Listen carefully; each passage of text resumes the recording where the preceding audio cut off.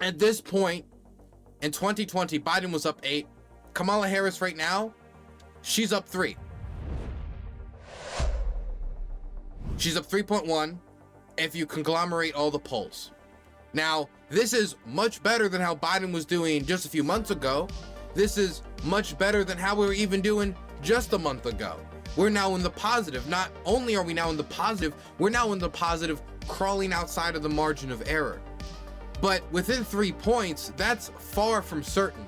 That's not only far from certain because if we had the election tomorrow, everybody could see a possibility of it still being close.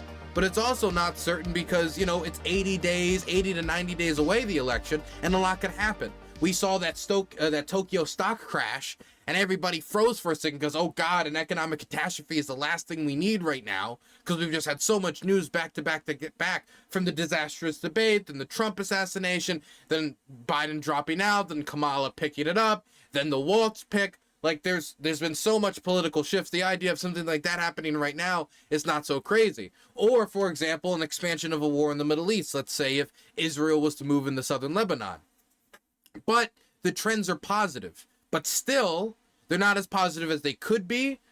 There could be what as many people are referring to as a quote-unquote honeymoon period. I would say that if it is a honeymoon period, it's been a pretty long honeymoon. Honeymoon is usually like a week, a weekend. It's been going on for about a month now. That's a pretty long honeymoon. If a honeymoon's going on for 1 to 2 months, maybe it's not a honeymoon. Maybe you're just partying across Europe, So I don't know how much I really buy that explanation, but it's not impossible. The explanation could be like this. People have got 9 years to get to know Donald Trump. That's how much the nation has gotten to know Donald Trump. San Francisco got to know Kamala Harris before that. The Democratic primary and Democratic voters got to know Kamala Harris before that. Californians got to know Kamala Harris before that. But the nation as a whole only got to know her really as VP Kamala Harris, and she wasn't able to sell her record as a prosecutor in 2020 due to just the conversations that were going on at the time. So Kamala Harris, while I think part of the reason why she might have a net approval rating is because she's just starting from maybe a more level playing field now. People are just first getting to meet her, and relative to the other options are like, okay. But there's still like a lot of wiggle room here. After 9 years, your opinion on a person will probably solidify. You meet somebody like a month ago, there's still a lot of wiggle room. They could do something, or something could come out on them, some old dirt that might paint your picture one way or the other. They might make a speech or say something or announce a policy that connects with you. And so Kamala Harris, while she has like a 3.1 lead, that could either expand because she does very well at, say, a big event like the DNC, or performs very well at the debates, or her ground game continues to expand because they've gotten a lot more funds into her campaign machine since she's jumped on. I mean, they have really fundraised a lot, not only through the Tim Walz announcement, but just from her picking up the baton itself, literally breaking records. But on the other end of that spectrum, if you've just gotten to know her and you're like, okay, sure, then that also doesn't take a lot to shake you off of her. Because if you're like, okay, sure, I heard she wants to build 3 million homes, $25,000 assisted down payment for first-time home buyers. Okay, that sounds good. But then somebody else comes in, Donald Trump, his new attack on her. I guess laughing Kamala didn't work, even though cackling Kamala was right there. He didn't grab it. He's starting to fade. He's starting to lose his edge. Now he's going with commie Kamala. Now, I don't know what the attack would be, but let's say there was a commie Kamala type attack that actually was effective. If you've only known her for a week, it's going to be a lot easier to set you off. Point is, a lot of people have not had enough time to make their mind up about her. If you're watching street interviews, from the conversations that I'm having with people now that I'm back in the States, and I'm trying to use the time to talk to people at the cash register, or if we're standing in the checkout line, from walking down the road, people just don't know her that much yet. And while somebody might choose Kamala over Trump because they'd rather take an unknown than a known that they don't like, that doesn't mean that they couldn't still try to get people not to like Kamala. And the Trump campaign is certainly trying to do that. But what's special about this DNC is it's at a special moment. As you can see, Harris is up. But look at these events. You got the June debate. Then we have the polling go down for Biden. Then you got the Trump assassination attempt. And then you've got Biden withdraws. And after Biden's withdrawal, It's only been up. It's only been up, and we're reaching our highest heights right now of the combined polling. Not of any individual poll, but of the combined polling. This is all the polls together to try to account for the outliers. At this moment, Kamala has the momentum. At this moment, she has it when it comes to public attention. She has it when it comes to favorability. She has it when it comes to fundraising. And now she has the DNC. The RNC happened for the Republicans, and it felt like it was a drop in the puddle. They raised some money. They got some attention. They announced J.D. Vance, but J.D. Vance was a flop. People didn't like J.D. Vance. They announced Tim Walz. People did like Tim Walz. They were able to raise $37 million off of Tim Walz, and he has a positive approval rating as a football coach with 24 years in the National Guard service. Just a better candidate than a businessman with 2 years in the Senate who didn't even like the guy he's running with 3-4 years ago. Just seems like a better pitch. At this moment, if they grab this momentum, they have a good DNC. They have a bunch of good guests come out and hype up the campaign, fundraise a lot of money. They put those DNC speeches on all these national news programs to be like, hey guys, you don't know who Kamala is. Here she is. And she comes out there and says, 3 million new homes built, $25,000 down payment of first-time home. We're going to bring back the child tax credit. Child tax credit helped cut child poverty down in half, and we at the Biden administration want to cut down child poverty just like Tim Walz helped cut down child poverty by a third in the state of Minnesota. We're going to get free school lunches for all children. We're going to nationalize that Minnesota successful policy. Then Tim Walz comes out, and he talks about how they're going to nationalize that policy. And they offer a positive agenda to combine with the anti-Trump messaging that they've been handing on like crazy. You can be anti-Trump any day of the week. Kamala needs to be for something as much as she needs to be against something. And the DNC is a great opportunity to announce these policies. And since she's not Joe Biden, who would have been the oldest nominee in American presidential politics ever if he was certified at this DNC, instead it is Donald Trump at 78 years of age. Crazy to think about that, how much age we're going to get in there. Even though Donald Trump and J.D. Vance combined have a combined total years in office of like 6 years. So, I mean, that's like, you need like, I think 5 or 6 of them to make one Joe Biden or something, 5, 6, or 7 of them. Point is though, this is a big moment. This is a big moment for defining the campaign. This is a big moment for defining Kamala Harris. This is a big moment for helping to continue to introduce Tim Walz into the country. This is a big moment when it comes to financial momentum, when it comes to public perception and like how much attention's on them, that they still have that. They still have the public space, and they have this big arena to try to announce their policies to the country, announce what they're campaigning against, because there is going to be some Trump bashing because it's just so easy at this campaign event. The momentum when it comes to the ground game and how many people they can organize. The question really is, how well can they sell this new vision, this new administration to the country? Because once Biden's gone, it's not just Biden going out. We know that Jake Sullivan's going. We know Anthony Blinken's going. We know the Secretary of State is going, Lloyd Austin. We know that, of course, Joe Biden is going. We know all these people are going, and they're going to be bringing in a new wave of people like Kamala, like Tim Walz, like Philip Gordon, who's her national security advisor, and a whole host of people. And so are some new policies. And I will say I'm really hoping that she can separate herself from Joe Biden in certain ways.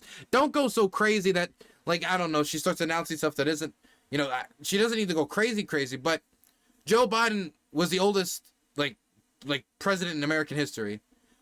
Maybe that was something holding him back from supporting federal legalization of marijuana. Maybe that was something holding him back. He just couldn't conceptualize that it was the time, it was the moment. He did it for gay marriage, but maybe he couldn't do it for marijuana. Now is the moment. We have legal marijuana in a majority of states. The majority of people live in states where marijuana is legal. That's the first step forward in a fight like this. After that, you go for federal. It is popular to the majority of Americans. And if there's anybody that can make the case for legalization, it is somebody like Kamala Harris on the stage against somebody like Donald Trump, who's going to have a really, really hard time explaining to the country, as somebody who came from the community of New York socialites, why pot shouldn't be legal. Like, there's an approach that she can take, a more aggressive approach, since she can be more on the campaign trail. She can be more at these debates. That I'm hoping that they take that step forward and use this moment to catapult these policies. I'm really hoping that's what we're going to get today at the DNC. But we don't know. if that's the DNC we're going to get.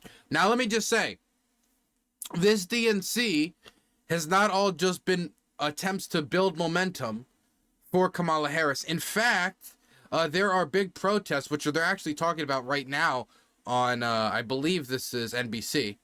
That marched through the city, ending here roughly a block from the United Center, and again breaching the barrier, facing off with police in riot gear just inside this fence. 4 of them, according to Chicago PD, were arrested. For some context here, this is a largely pro-Palestinian protest. People here demanding the vice president and the Democratic Party commit to a ceasefire in Gaza and end America's support of Israel. Obviously, Tom, tensions boiling over, but I got to tell you, Chicago police moved in swiftly. They shut this down quickly, already clearing this park out, which was incredible to watch.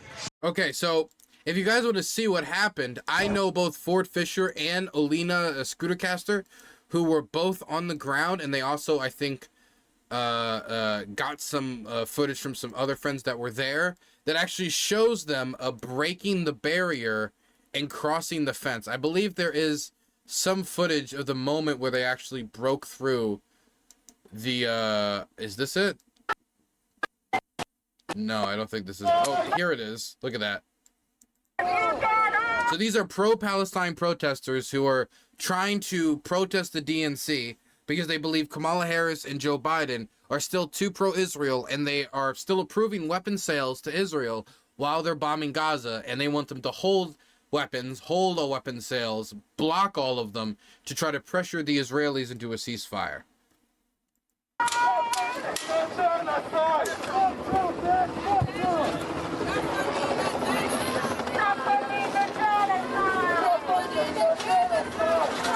Yep, they're trying to.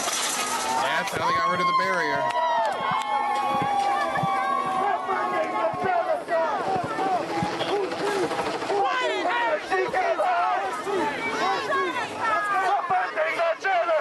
The thing is, when I see people do this, the only thing that goes in my mind is like, okay, what's the plan? You got through this one barrier. There's another barrier there. Like, what's next? It's like, okay, you need to cross this moat. Okay, I jump into the moat. I'm now halfway across the moat. I walk across the bottom of the moat. I now look up. Wait, how do I crawl out of the moat? You didn't think that far. It's like, okay, now you've got rid of the first barrier. The second barrier has cops behind it. You think they're going to let you pass that into the DNC? To go start, like yelling at people? No, they're not. So what happens now? Like, nothing.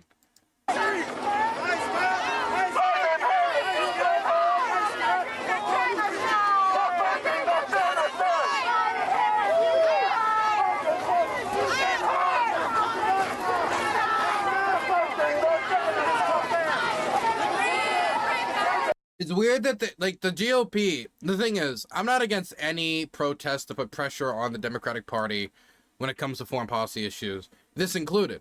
But I will say there is one thing that baffles me about these protests, and again, I'm not against any and all protests of the American government over the issue of Israel. I think that we are too leisurely when it comes to, like, okay, fine, you can drag this war this way, drag this war that way, drag this war up and down, sideways, upways, downways, right ways. Anyway, we'll basically back you up. Or I think a lot of it is just us overemphasizing how much leverage we have. I think sometimes, these people included, people overemphasize like how much leverage we have. Like, can we just make them stop tomorrow? I don't think we probably could. I do think we have influence though. We could get into the specifics of like what leverage here or what leverage there we could do.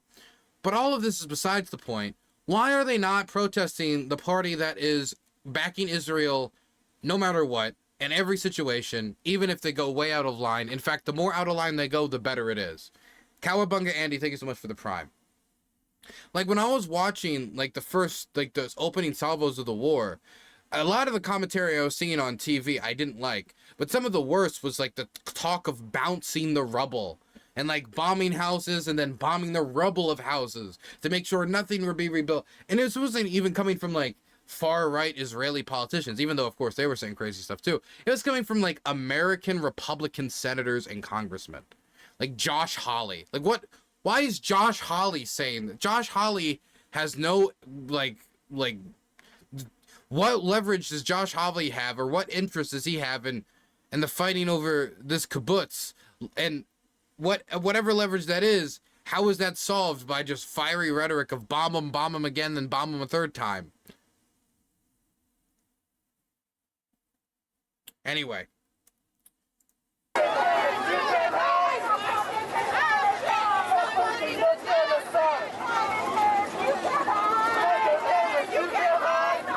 There's no point in protesting in front of the GOP. They don't count these guys as potential votes and don't care. Well, I mean, if the point is we want to convince people at the event to join us, then I mean, yeah, I don't necessarily think this is particularly convincing towards the DNC or the RNC. But if the point is to make a media spectacle so people know about the war, or people research it, or people research their positions on the war. Like, I think if people knew what certain Republican politicians were saying about Bounce the Rebel, people who were not just so, like, sectarianly dedicated to one side, I think they would not be, like, pretty psyched about it. I think they'd be disgusted.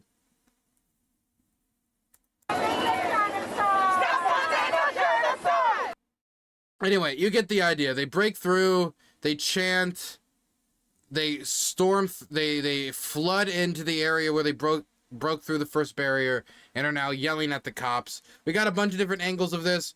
Ford Fisher also uploaded some footage of it. I talked to him at LibertyCon, nice guy.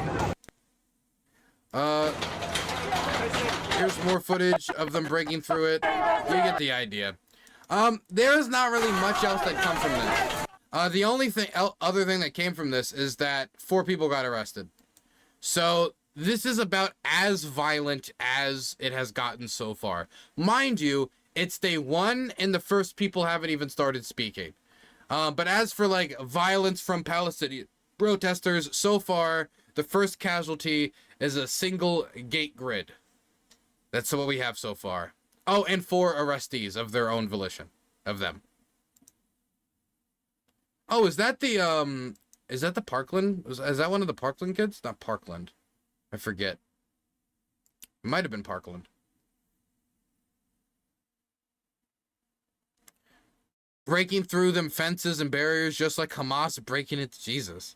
No, they didn't have any gliders. I'd be much more impressed by these protesters if they did have gliders, though. Draw attention to the most publicized conflict in the world. I mean, they want to bring more attention to it. And I mean, it deserves attention. And there could be certain aspects of a war that you believe isn't getting attention. For example, the war in Ukraine gets some attention. I don't think it gets enough. But one area that particularly doesn't get much attention is demining. So if I was to do a protest by taking a bunch of fake mines and placing them outside of the Russian embassy or something, even though that might get bomb squad calls, there would be like an emphasis on one area. You would bring attention to one area. And then maybe people will go donate for demining probes or something like that. You get the idea. And I think for them, they're trying to bring down specific pressure on the Democratic Party because, and the logic goes, the Republicans are not going to be like, oh my God, you're right. That, like, little Muhammad in Gaza, he matters too. Hey, Mr. Netanyahu, give peace a chance. That's not going to happen, right? That's just not going to happen. The only party that's even somewhat sympathetic to their interests is the Democratic Party. Therefore, the party that's more sympathetic to their interests is also, funnily enough, the party that they give the most divisive attention to because they're the only party that'll listen to them. And since they'll listen to them and give them a response, and the response won't be like, wait, let me show you can I show you what Donald Trump's response is to Palestine protesters? 1 second, I got one here. Where is it? Here it is. Here it is. And all of its beautiful, beautiful glory. Reposted by this guy who's a knuckle tracker of his own sort. Here it is. Madam President, we will deport the foreign jihad sympathizers, and we will deport them very quickly, and Hamas supporters will be gone.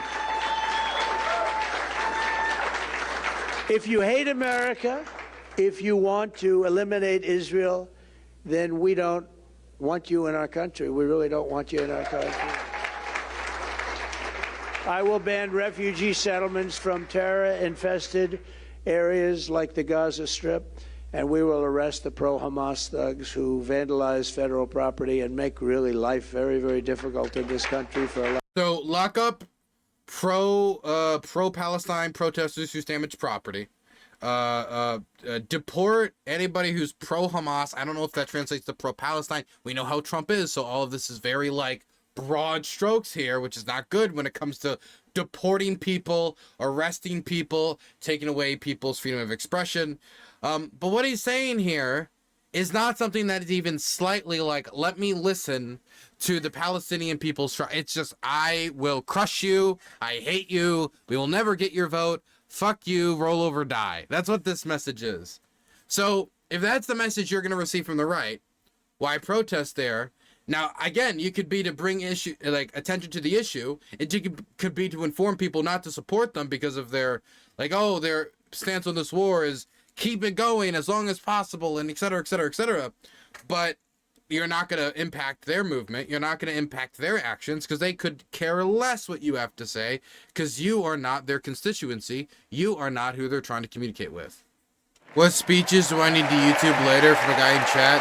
AOC's president of UAW. I would like to introduce my father, and that would be your 46th president of the United States, Joe and this one, Biden. Joe Biden.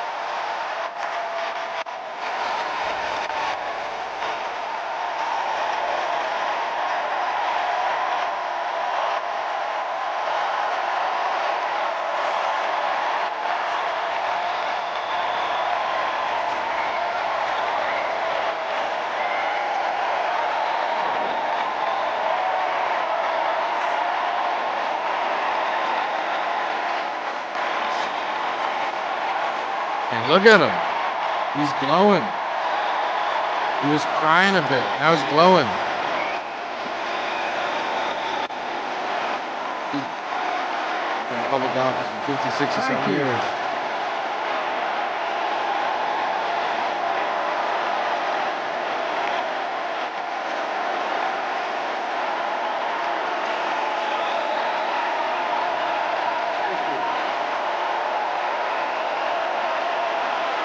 Love Joe, there it is.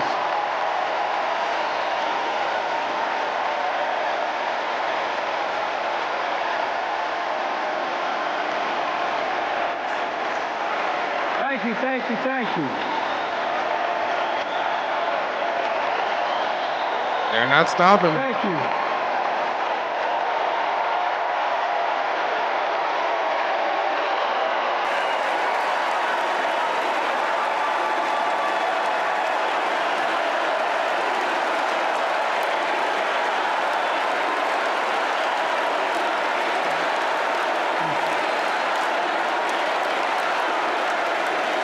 Thank you, thank you, thank you.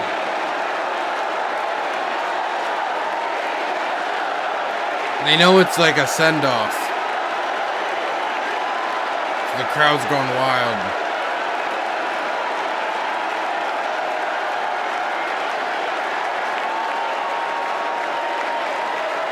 Thank you, thank you, thank you.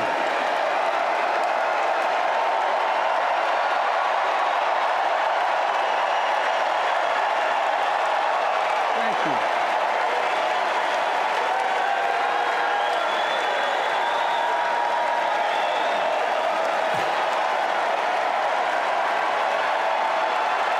Thank you. I feel like they're not only thanking him for like the years of public service, but I feel like they're also probably thanking him for the decision. I love you. Because this could have gone a very different way, this convention. Thank you.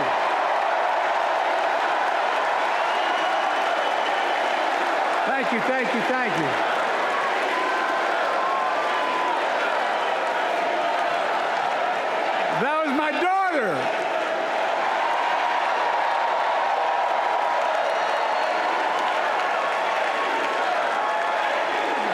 you.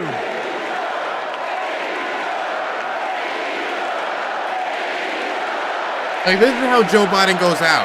This is it. This is how Joe Biden goes out, quote unquote, right? Now, compare that to how Trump could possibly go out in like 78 days. Because maybe he wins again, but then again, then he crashes and burns. Like, this is how Joe's going out right now. So, like, that rivalry ends in 78 days. A lot ends in 78 days.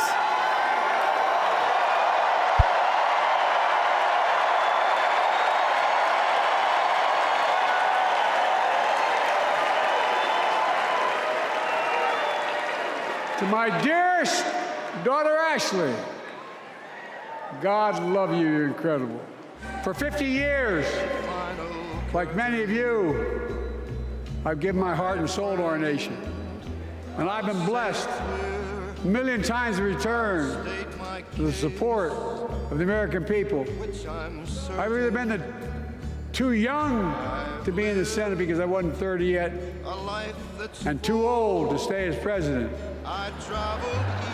But I hope you know how grateful I am to all of you. I can honestly say, and I mean this from the bottom, give you my word as a Biden, I can honestly say I'm more optimistic about the future than I was when I was elected as a 29-year-old United States Senator. I mean it.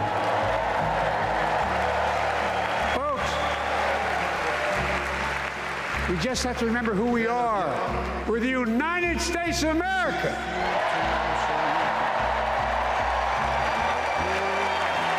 And there's nothing we cannot do when we do it together.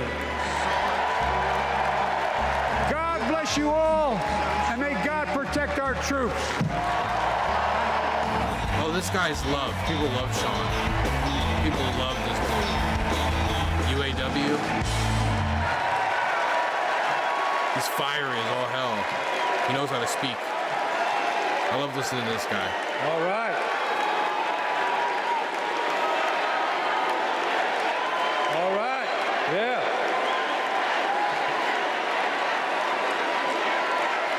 Listen to that crowd. They love him. AW. Thank you. Good evening, America, and good evening to the people that make this world move, the working class. Get open. On behalf of 1 million active and retired members of the UAW, I am honored to support Kamala Harris and Tim Walz to be our next president and vice president. He's got a great speaking voice. And I want to say thank you to Joe Biden for making history by walking the picket line with the UAW. He was the first active president to walk a picket line, strangely enough. For the UAW and for working class people everywhere, this election comes down to one question. Which side are you on? Which side are you on, boys? On one Which side are you on? we have Kamala Harris and Tim Walz, who have stood shoulder to shoulder with the working class. On the other side, we have Trump and Vance. There he goes. That was a good speech. That was a really good speech. Please welcome New York Representative Alexandria Ocasio. Oh, here we go. Lefty to lefty. The left of the party is getting their moment, day one. You go from UAW president to AOC, Bronx's knockout congresswoman, insurgent left-winger, social media star. Thank you, Kamala Harris and Tim Walz, for your vision. Oh, and they love her. Oh, they love her. Thank you. And she's in her like second term. She was a Biden dead ender. Remember that. Thank you, Chicago, for your energy. Thank you, Kamala Harris and Tim Walz, for your vision. And thank you, Joe Biden. Biden for your leadership. Damn, that's the first thing she opens with? These protesters outside are not gonna be happy. You know, 6 years ago, I was taking omelet orders as a waitress in New York City. I didn't have health insurance. My family was fighting off foreclosure, and we were struggling with bills after my dad passed away She's taking that unexpectedly party mantle from cancer. She's trying to grab at least a little part of it. Like millions of Americans, we were just looking for an honest shake. And we were tired of a cynical politics that seemed blind to the realities of working people.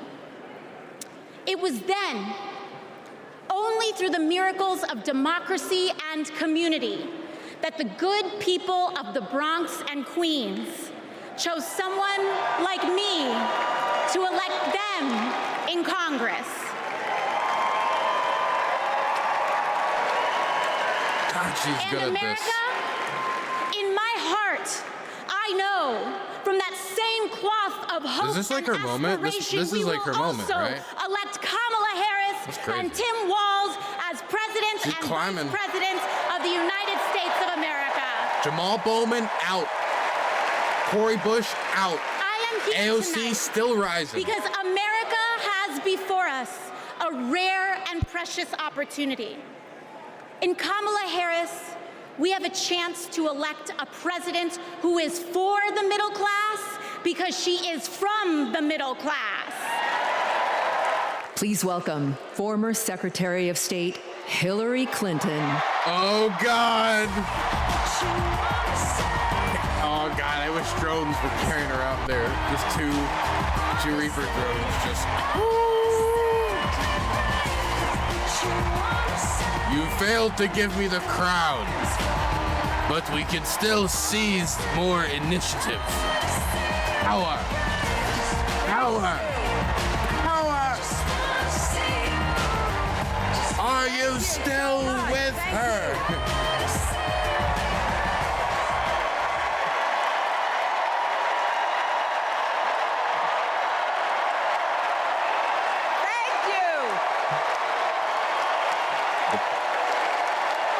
Are you ready for total war? Thank you all so much. Okay, let's see.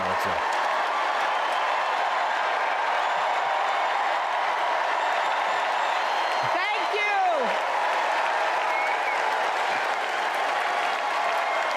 Oh, they love her.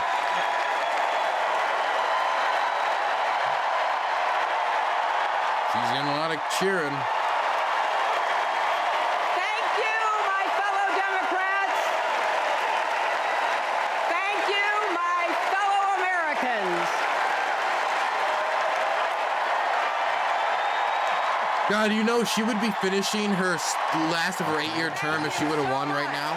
Rosette287 has donated $5. They really are rolling out the winners. They are rolling out the winners, aren't they? Rolling out all the winners. Thank you all.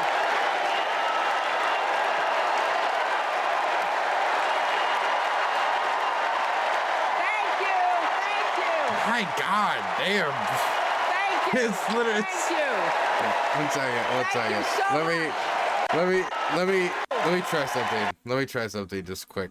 Let me see if this works. Okay. And mind you, I am a Democrat. I'm just having fun. Red.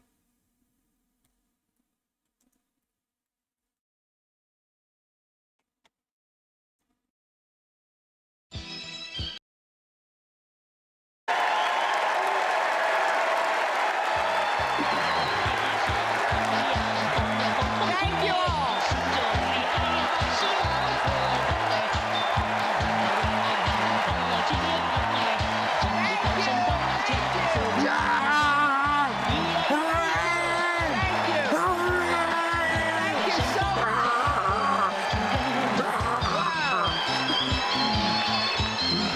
Her son shall never in set. this room, just like there is across the country.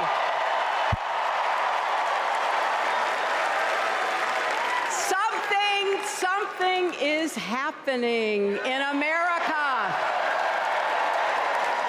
You can We need a Feel Bill it. Clinton sax solo. Thanks for Something we've $5 worked fast. for and dreamed of for a long time. First, though, let's salute President Biden.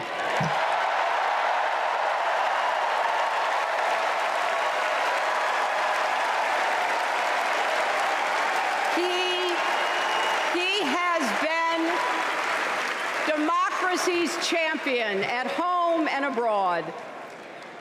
He brought dignity, decency, and competence back to the White House. And he showed what it means to be a true patriot. Thank you, Joe Biden, for your lifetime of service and leadership.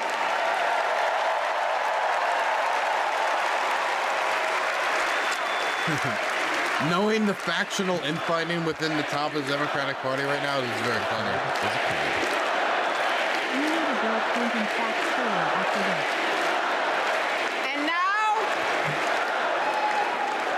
And now we are writing a new chapter in America's story. Bernie! And Bernie Sanders likely to make that message clear again. That's right. Let's listen in now to Senator Bernie Sanders representing the more progressive wing of the party here on stage live This in would be Chicago. the time for a Gaza shout out too. Our special. My fellow Americans, it is an honor. It is an honor to be with you tonight because we're laying the groundwork for Kamala Harris to become our next president. And let me tell you why that is so important. I want you all to remember where we were 3.5 years ago. We were in the midst of the worst public health crisis in 100 years and the worst economic downturn since the Great Depression. 3,000 Americans were dying every day, and our hospitals were overwhelmed with COVID patients. All across the country, businesses were shutting down. Unemployment was soaring. Workers were losing their health insurance. Schools were closing. State and city budgets were running out of money. People were being evicted from their homes. Children in America were going hungry. That was the reality the Biden-Harris administration faced as they entered the Oval Office. A nation suffering, a nation frightened, and people looking to their government for support. And within 2 months of taking office, our government did respond. Hello to my big, beautiful, blended family up there. Woo. I love you so much. Aren't you proud of Cole? Wow. And a special shout out to my mother. I see you. My mother is So the his job only is to get person in the Americans to whole like her world who thinks personally. Kamala is the lucky one. That's his job. For marrying me. And to Kamala, who, well, we just saw where she is. She's out on the trail, listening to and talking with voters. Honey, I can't wait for you to come back to Chicago because we're having a great time here.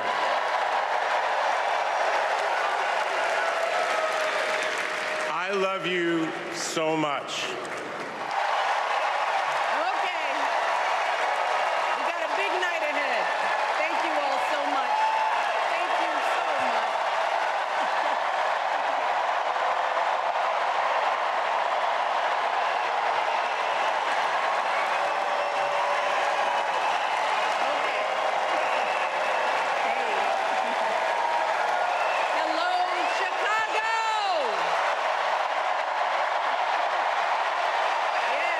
Man, they love her. All right. They really love her.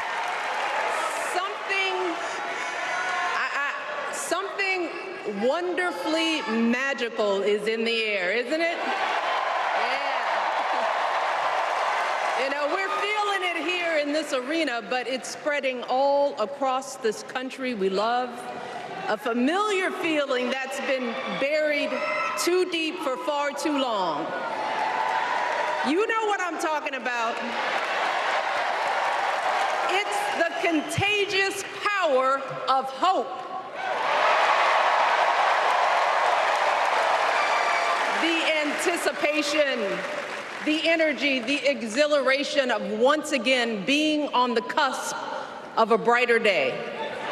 The chance to vanquish the demons of fear, division, and hate that have consumed us and continue pursuing the unfinished promise of this great nation, the dream that our parents and grandparents fought and died and sacrificed for. America, hope is making a comeback. She waited to say that, huh? That was the line. That's the zinger. Audience loves it. This crowd loves it. But, of course. Because not a lot of policy wonkery on night 2. A monopoly on what it means to be an American. No one. It's a good speech, though. It's very flowery. Kamala has shown her allegiance to this nation, not by spewing anger and bitterness, but by living a life of service and always pushing the doors of opportunity open to others. She understands that most of us will never be afforded the grace of failing forward. We will never benefit from the affirmative action of generational wealth. Oof. That's a line. Bet it's pretty hard.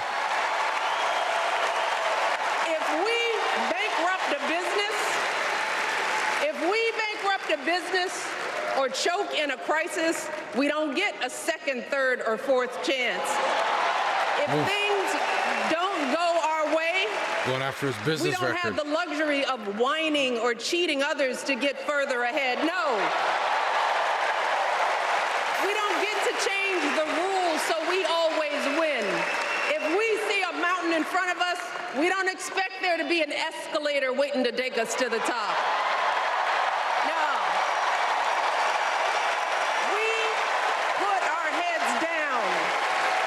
We get to work. In America, we do something. And throughout her entire life, that's what we've seen from Kamala Harris. Hate to rain on the parade, but just want to throw it out there for everybody feeling really bullish right now. GOP mega donor drops another $50 million in the pro-Trump super PAC. Timothy Mellon has now given $115 million this cycle to the group. Look, for every step forward Kamala and the Democrats take, the Republicans are going to do everything and more to try to counter that and overtake her again. They're going to do everything they can to put this man in there. Okay? For every one of his personal failings, and as fresh as Kamala feels, they're still going to do everything they can. And they're within striking range. Even though Kamala's up 3, if you conglomerate the polls, 3 points is more than within striking range, easily. And in some states, like North Carolina, Trump's still up in most polling. I've seen some conglomerates that have Harris up, but it's a toss-up. And many of these states are still toss-ups. I don't care how bullish you're feeling, the election's still like 80-something days away.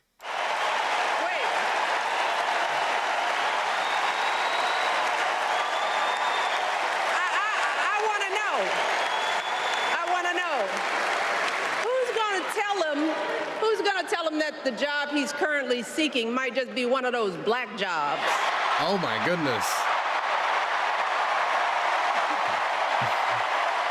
That's a good line. Look at that crowd. They love it. Look,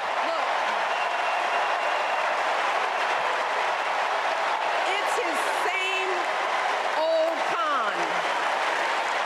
His same old con. Doubling down on ugly, misogynistic misogynistic, racist lies as a substitute for real ideas and solutions that will actually make people's lives better. Look, because Josh cutting Shapiro, our health care, Governor of Pennsylvania. taking away our freedom to control our Almost VP bodies, pick. the freedom to become a mother through IVF like I did, those things are not going to improve the health outcomes of our wives, mothers, and daughters. Shutting down the Department of Education, banning our books, none of that will prepare our kids for the future. Demonizing our children for being who they are and loving who they love. Look, that doesn't make anybody's life better. He's a really good public speaker. Before I go, I have one more job tonight.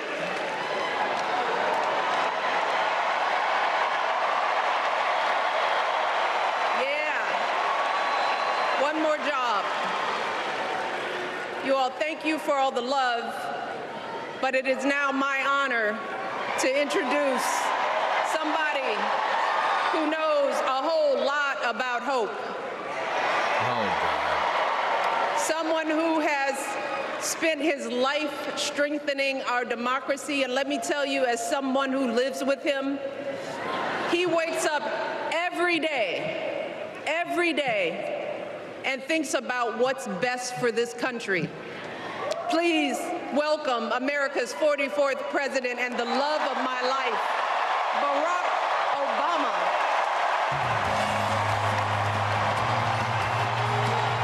First Lady Michelle Obama with a fiery, heartfelt, and personal call to action. As I've she never heard greets of the her guy. husband, former President Barack Obama. Was he president? To the stage. When was that? This speech Must have missed it. was personal. It covered the terrain, and it felt like this was a first lady who had some things to get off her chest, particularly about Donald Trump, first by implication and then by name, Hallie. She blew the roof off this place. It was a full-throated endorsement of Kamala Harris and a full-throated indictment of Donald Trump. She has blown the doors off this house and certainly raised the bar for what is to come from her husband. Here is Big 44, boys. Big 44.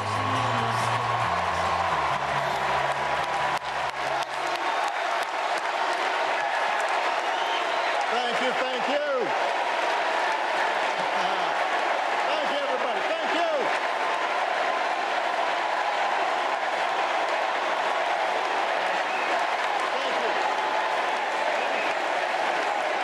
Not a single sign of music. Thank you, thank you. Chicago! It's good to be home. It is good to be home, and I don't know about you, but I'm feeling fired up.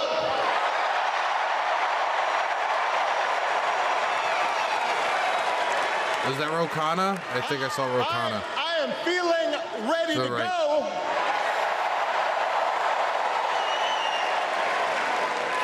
Even if I am the only person stupid enough to speak after Michelle Obama.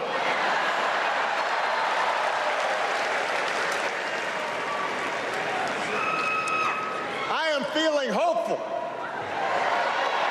because this convention has always been pretty good to kids with funny names who believe in a country where anything is possible. Because we have a chance to elect someone who has spent her entire life trying to give people the same chances America gave her.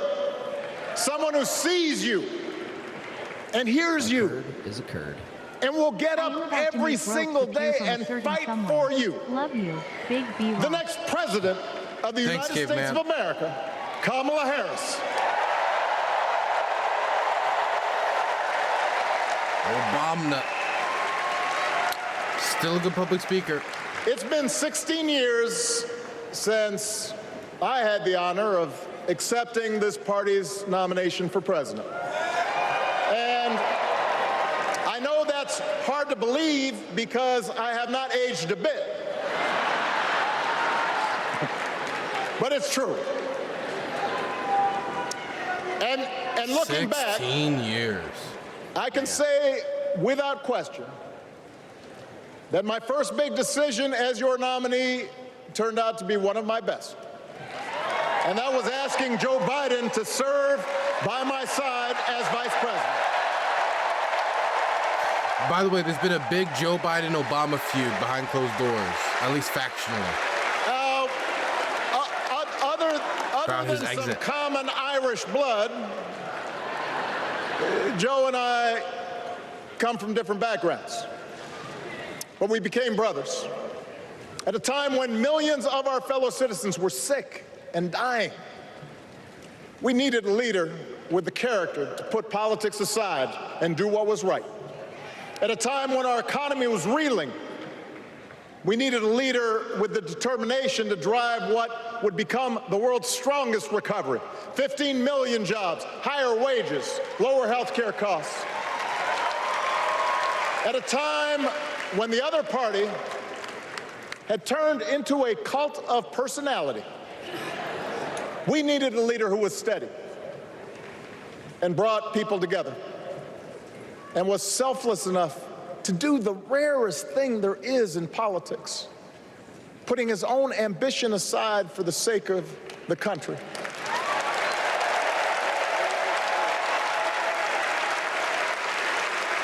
History will remember Joe Biden as an outstanding president who defended democracy at a moment of great danger.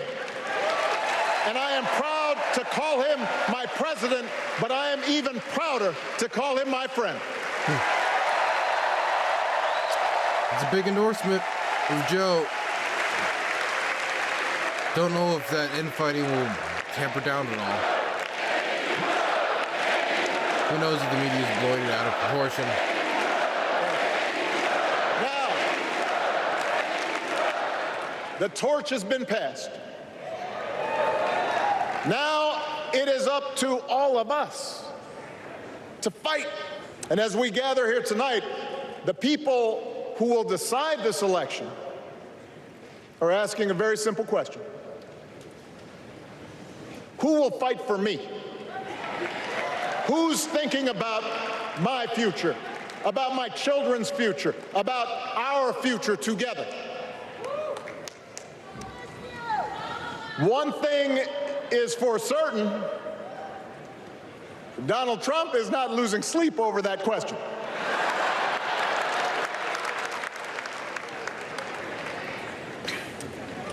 Here's a 78-year-old billionaire who has not stopped whining about his problems since he rode down his golden escalator 9 years ago.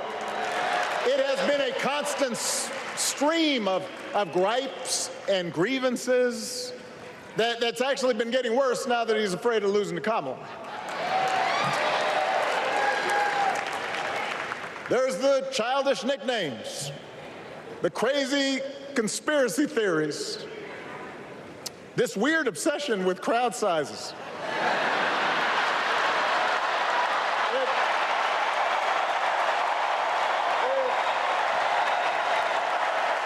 As vice president, she helped take on the drug companies to cap the cost of insulin, lower the cost of health care, give families with kids a tax cut. And she is running for president with real plans to lower costs even more and protect Medicare and Medicaid and sign a law to guarantee every woman's right to make her own health care decisions.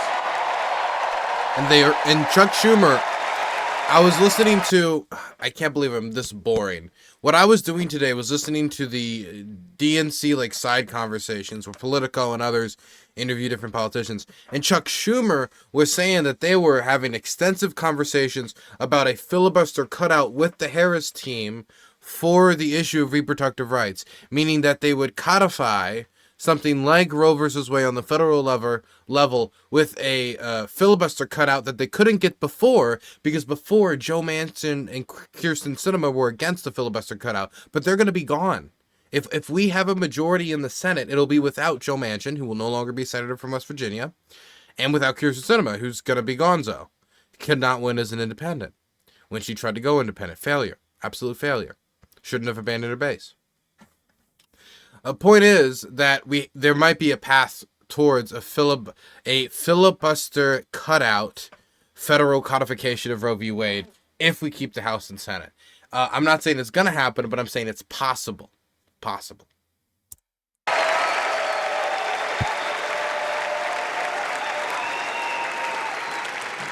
In other words, Kamala Harris won't be focused on her problems.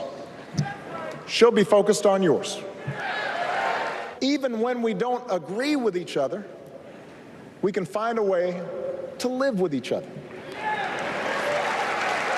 That's Kamala's vision. Just got a comment from an old hippy dippy star in Twitch chat, Freems. He's a West Virginian Democrat, by the way. You know, I'm not huge on the Democratic Party, but the selection of Walz cemented my vote. Hey, I was going to vote for Kamala, which way? I was going to vote for Biden if he was in a fucking urn. But Walz is the type of Democrat I want on a national ticket. And I think he's personable. I think he's down to earth. I think his record is fantastic, both when it comes to the type of jobs that he's worked, the type of experience that he has, and his legislative record from his stint as a governor of his state. I mean, and he was against the Iraq War when a lot of people were in favor of it. So he's got like a really good foreign policy record, generally speaking, as well. I think he was a good pick. Great music choice. Thank you.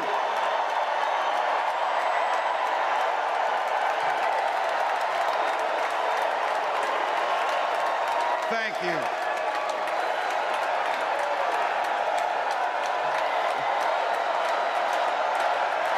God, they love him. Wow. Well, thank you. Thank you, first of all, to Vice President Harris. Thanks for putting your trust in me and for inviting me to be part of this incredible campaign.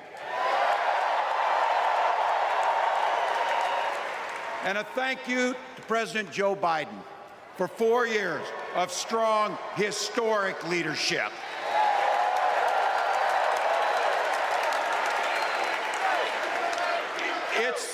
It's the honor of my life to accept your nomination for Vice President of the United States. Well, there it is. Nominated. He's the VP pick. We're all here tonight for one beautiful, simple reason. We love this country. Now, I grew up in Butte, Nebraska, a town of 400 people. I had 24 kids in my high school class, and none of them went to Yale. But I'll tell you what, growing up in yes, that is a direct attack on J.D. Vance, who went to Yale. a small town like that, you learn how to take care of each other. That family down the road, they may not think like you do. They may not pray like you do. They may not love like you do, but they're your neighbors. And you look out for them, and they look out for you. Everybody belongs, and everybody has a responsibility to contribute. For me, it was serving in the Army National Guard. I joined up 2 days after my 17th birthday, and I proudly wore our nation's uniform for 24 years. And thank God for the GI Bill that allowed my dad and me to go to college, and millions of other Americans. Eventually, like the rest of my family, I fell in love with teaching.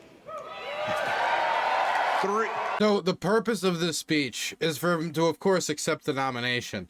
But strangely enough, this is the first big, like, this isn't like his first speech on the campaign trail, but this is the first time where, like, the party is all together. He's like, okay, everybody, here is who I am.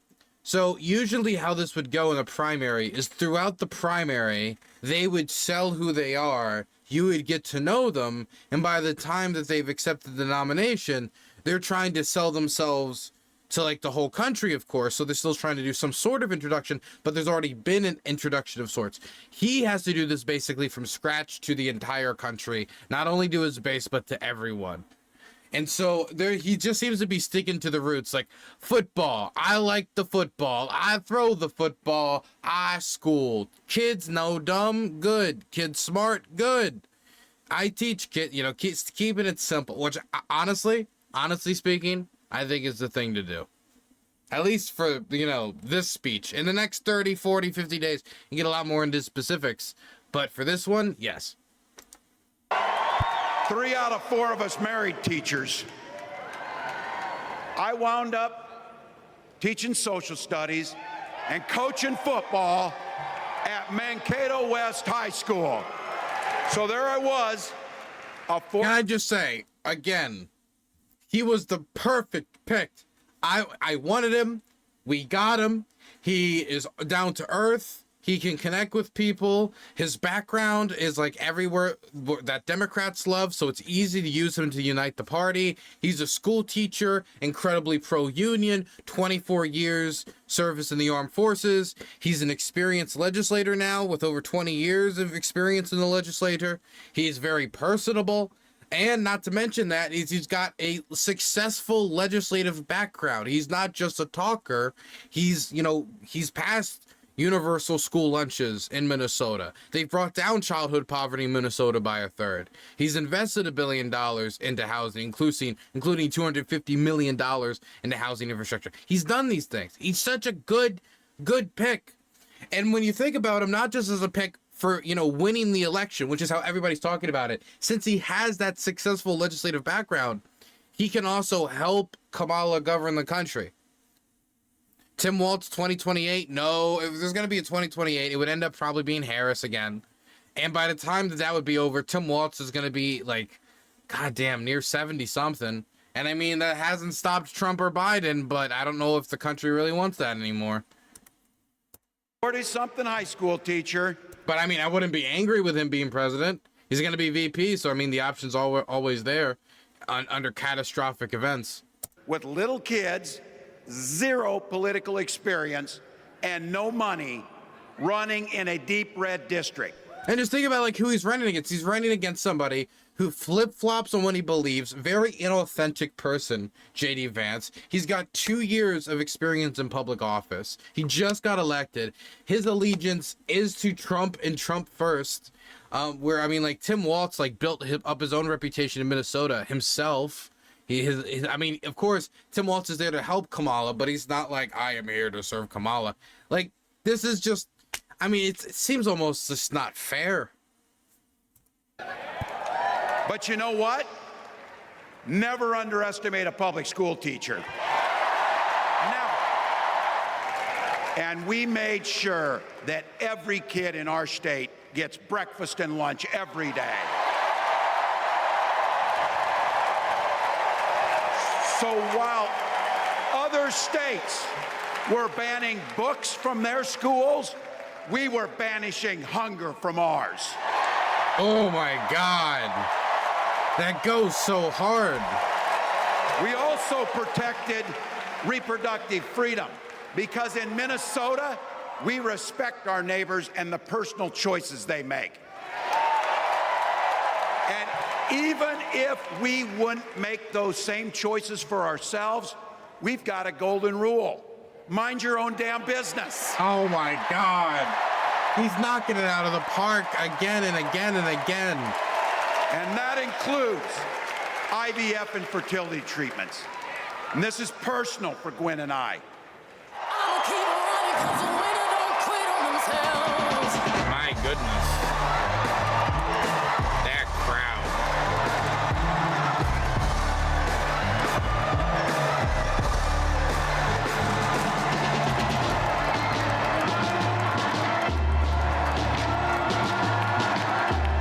She is ecstatic. My God. Who would have thought Good evening. Kamala got her hand on the crown? How far we've come from 2020.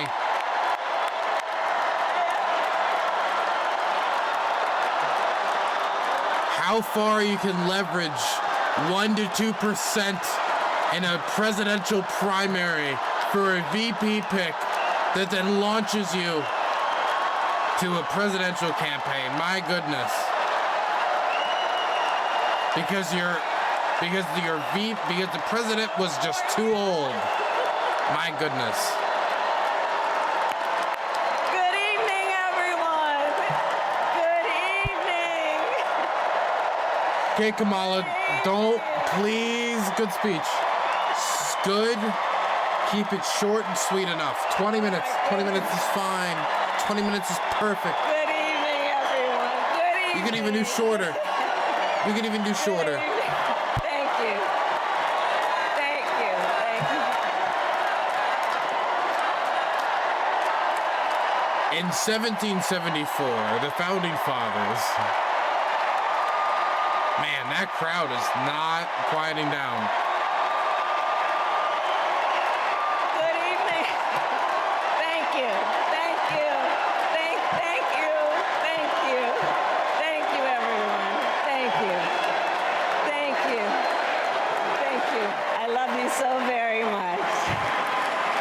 To our President Joe Biden.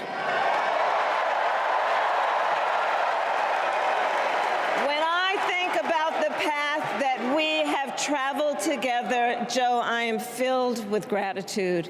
Your record is extraordinary, as history will show, and your character is inspiring. And Doug and I love you and Jill and are forever thankful to you both.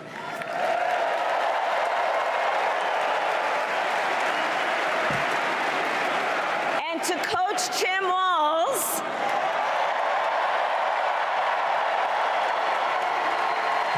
you are going to be an incredible vice president.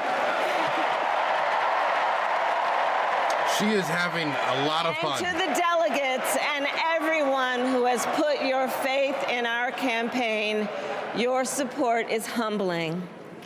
So, America, the path that led me here in recent weeks was no doubt unexpected. I fought against the cartels who traffic in guns and drugs and human beings, who threaten the security of our border and the safety of our communities. And I will tell you, these fights were not easy, and neither were the elections that put me in those offices. We were underestimated at practically every turn. But we never gave up, because the future is always worth fighting for. And that's the fight we are in right now, a fight for America's future.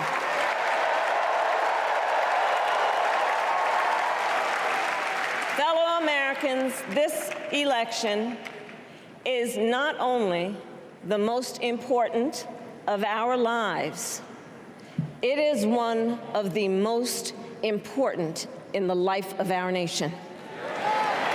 Damn. In many ways, Donald Trump is an unserious man. But the consequences of putting Donald Trump back in the White House are extremely serious. Consider not only the chaos and calamity when he was in office, but also the gravity of what has happened since he lost the last election. Donald Trump tried to throw away your votes. When he failed, he sent an armed mob to the United States Capitol, where they assaulted law enforcement officers. Digging in with her heels. Politicians in his own party begged him to call off the mob and send help. He did the opposite. He fanned the flames. And now, for an entirely different set of crimes, he was found guilty of fraud by a jury of everyday Americans and separately found liable for committing sexual abuse. And consider what he intends to do if we give him power again. Consider his explicit intent to set free violent extremists who assaulted those law enforcement officers at the Capitol. His explicit intent to jail journalists, political opponents, and anyone he sees as the enemy. His explicit intent to deploy our active duty military against our own citizens. Consider the power he will have, especially after the United States Supreme Court just ruled that he would be immune from criminal prosecution. Just imagine Donald Trump with no guardrails, and how he would use the immense powers of the presidency of the United States. My mother kept a strict budget. We lived within our means, yet we wanted for little. And she expected us to make the most of the opportunities that were available to us and to be grateful for them. Because, as she taught us, opportunity is not available to everyone. That's why we will create what I call an opportunity economy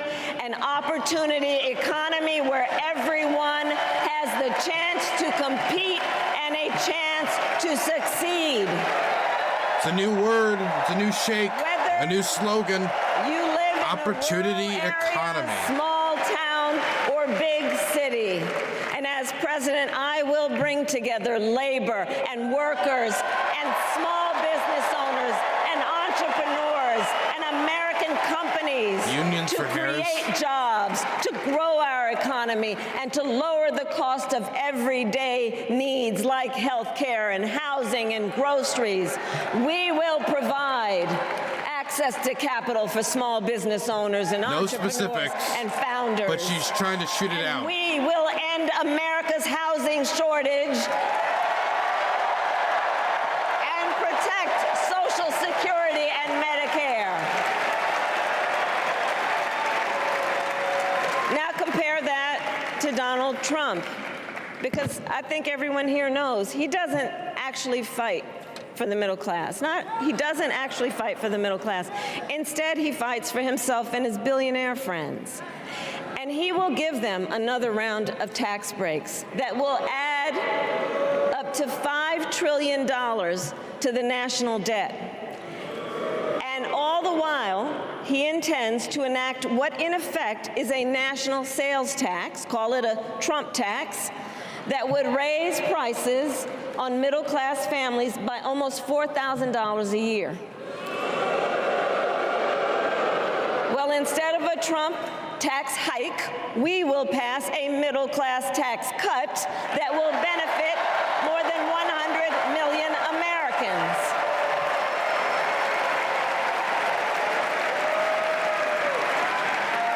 As president, I will bring back the bipartisan border security bill that he killed, and I will sign it into law. This is the second time she's promised it. This DNC. I know we can live up to our proud heritage as a nation of immigrants and reform our broken immigration. I think she needs to reform it again. Take out some of the stuff on the right-hand side of it, and then, honestly speaking, considering what has happened since then, if conservatives want to pass 60 votes, 61, 62 votes, filibuster proof, at this point, they should have to add citizenship for dreamers to it, considering how crazy it went with negotiations. And it should have been in there in the first place. But now, considering that they kicked the can down the road, no reason not to re-add it, especially if Democrats have the House and Senate and we have that leverage. As Commander-in-Chief, I will ensure America always has the strongest, most lethal fighting force in the world. Okay. And I will fulfill our sacred obligation to That's not care hard to for our maintain, though, troops is it? and their families, and I That will much money. always honor and never disparage their service and their sacrifice.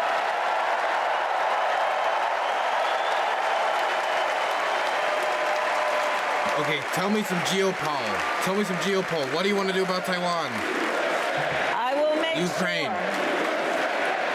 that we lead the world into the future on space and artificial intelligence, that America, not China, wins the competition for the 21st century, and that we strengthen, not abdicate, our global leadership. Trump, China competition on the other language. hand, threatened to abandon NATO. True. He encouraged Putin to invade our allies, said Russia could, quote, do whatever the hell they want. 5 days before Russia attacked Ukraine, I met with President Zelensky to warn him about Russia's plan to invade. I helped mobilize a global response, over 50 countries, to defend against Putin's aggression. This is part of the administration, yes. And as president, I will stand strong with Ukraine and our NATO allies. But what does strong mean? Will you make the decisions? Strikes on Russian air bases being approved? With respect to the war in Gaza, President Biden and I are working around the clock. Tirelessly. Because now is the time to get a hostage deal and a ceasefire deal done. She better get rid of Jake Sullivan and place a hawk in there. We don't even need a hawk. And let Just me somebody be clear. that isn't I will silly about always stand up for Israel's right to defend Ukraine itself. matching Russia. And I will always ensure Israel has the ability to defend itself, because the people of Israel must never again face the horror that a terrorist organization called Hamas caused on October 7, including unspeakable sexual violence and the massacre of young people at a music festival. At the same time, what has happened in Gaza over the past 10 months is devastating. Balancing act. So many innocent lives lost. She's trying to run the razor wire. Hungry people fleeing for safety over and over again. The scale of suffering is heartbreaking. President Biden and I are working to end this war such that Israel is secure, the hostages are released, the suffering in Gaza ends, and the Palestinian people can realize their right to dignity, security, freedom, and self-determination. And the crowd loves it. The activists around the issue, probably not so much. And know this, Because nothing has fundamentally changed. I will never hesitate to take whatever action is necessary to defend our forces and our interests against Iran and Iran-backed terrorists. I will not cozy up to tyrants and dictators like Kim Jong-un, who are rooting for Trump. Rooting for Trump. Kim Jong-un is rooting for Trump. Because, you know, they know he is easy to manipulate with flattery and favors. They know Trump won't hold autocrats accountable because he wants to be an autocrat himself. That I buy that 100%. And as president, I will never waver in defense of America's security and ideals, because in the enduring struggle between democracy and tyranny, I know where I stand and I know where the United States belongs. She's not doing bad. I mean, like, she's not pleasing everybody with the speech. People are getting pissed. Let's get out there. Let's vote for it. And together, let us write the next great chapter in the most extraordinary story ever told. Thank you. God bless you, and may God bless the United States of America. Thank you all.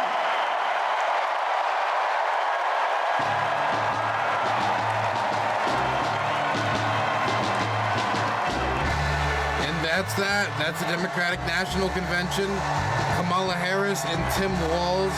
Kamala Harris for president, Tim Walz for vice president have been officially nominated by the Democratic Party to face down against Donald Trump for president and J.D. Vance for vice president of the Republican Party. Honestly speaking, I think the speech was good. I will say that she did start to meander near the end.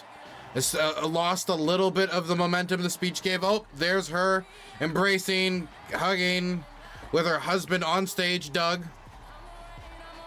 But I think the speech was fine. There wasn't much policy wonkery. She did enough attacking on Trump, but she did offer some version of a positive vision, even if it was all in broad terms, like we will bring housing prices down. We will bring the cost of groceries down, and it was commitments like that.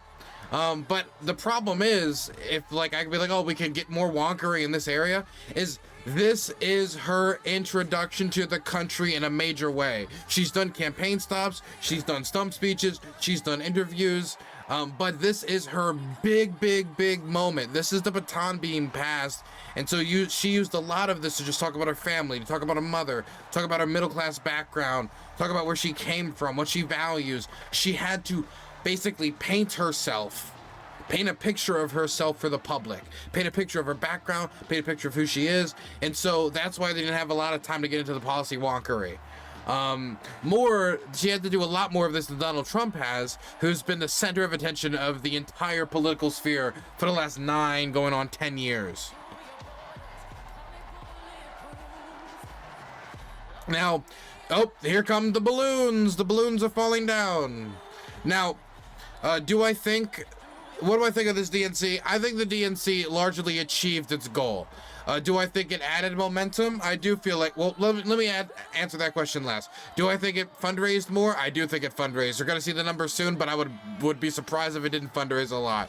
Do I think they built people's national profile? I do think they built some profiles of some people who were actually running for offices in swing states and such.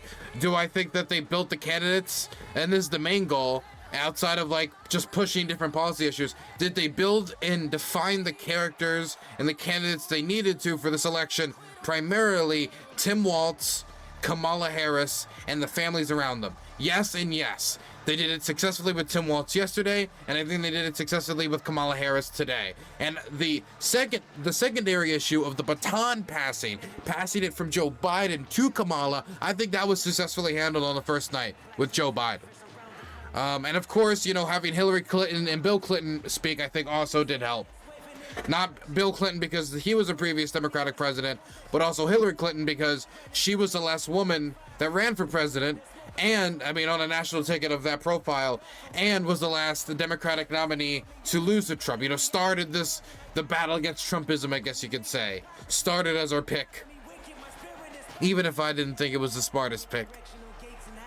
Anyway, I think it succeeded in defining them. I think it succeeded in offering some positive vision. I think it certainly succeeded in taking a lot of pot shots at Trump. I think they had a decent amount of Democratic star power. There was also a lot of unity in this convention. For all the talk of the protests, for all the talk of the counter-protests outside, and even though we did check in with it, the unity inside the building was exemplary. Absolutely exemplary. The party is unified. And so I think the goal of presenting a unified front, that has also certainly been achieved. Hey, Nina, thank you so much for the raid of 15. I appreciate that. Thank you. Now, the question of how long... Now the last question of momentum. I think a lot of that will be dependent upon how much the Democrats can clip up all of this, spread it around, how much the news media chooses to focus on this, but that is not like a passive thing, you know? Trump and other events can affect that. If there's a big event in the news, or for example, if Donald Trump was to accept an endorsement from RFK tomorrow, maybe they're gonna try to do that, which we are hearing some rumors of that, and I do have a lot of suspicion that that's going to happen tomorrow, and maybe they're hoping that'll take some of this, you know, wind out of the sails of this, but I have a hard time believing it will take all of the wind out of the sails of this, because really, this event did not go without many hitches. The only bad part, honestly, was when Kathy Hochul was on screen.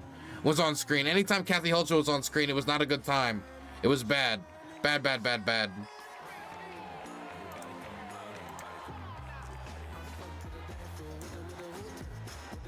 Hey, Infallible Foul, thank you so much for the tier 1 sub, buddy. I appreciate that. Thank you.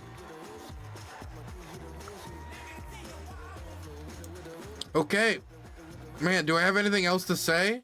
Man, I guess, besides that, I do wish we got some more policy wonkery. My favorite speeches, if I was telling people to go back and watch speeches, it'd have to be AOC speech, it'd have to be Bernie speech, and it'd have to be the UAW president speeches. Those are my favorite. I think they were fiery. I think they were good speeches. Again, anytime Kathy Hochul was on screen, I thought it was not great. I think Dick Durbin's speech was kind of a snoozer, so those would be things to avoid.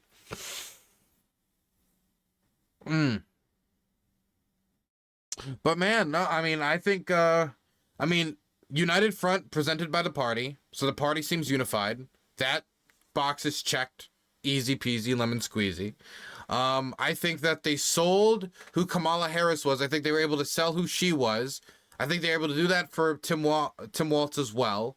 I think they were able to offer a countenance to Trump. There was some sort of positive message while taking a ton of pot shots at Trump himself. I also hear the fundraising event around this event has not been bad, and we can see a lot more like celebrity endorsements, whether it has to do with basketball coaches or rappers or basketball stars.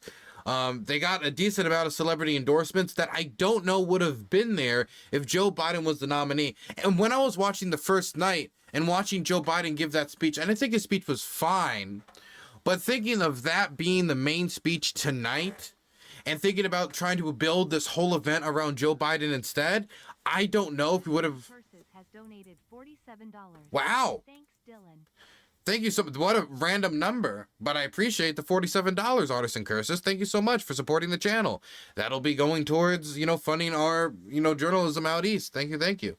I think about, like, will these many of people have turned out for a Joe Biden event? When I heard the cheering for Joe Biden's talking points that he was making that were similar to his campaign up to this point, but different than what the Kamala Harris campaign has been pushing, it got some cheers, but not nearly as much as the revamped stuff. So would we have gotten as much enthusiasm out of tonight? Would we have gotten the celebrities? Would we have gotten Little John? Would we have gotten other celebrity guests like Oprah to go there? I don't know. Maybe. I think maybe we would have gotten the basketball coach. I don't know if we would have gotten Steph Curry.